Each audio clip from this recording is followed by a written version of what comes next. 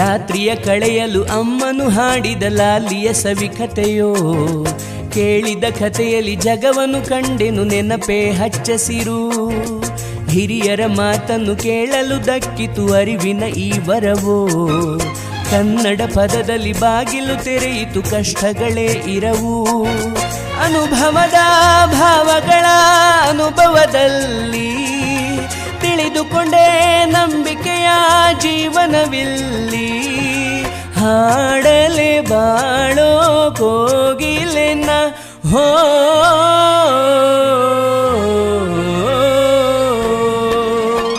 ನಾ ಕಾಣೋ ಲೋಕವನ್ನು ಕಾಣೋರು ಯಾರು, ನಾ ಕಾಣೋ ಲೋಕವನ್ನು ಕಾಣೋರು ಯಾರು, ಹೇಳುವೆಯಾ ನೀ ಓ ಇಬ್ಬನಿಯೇ.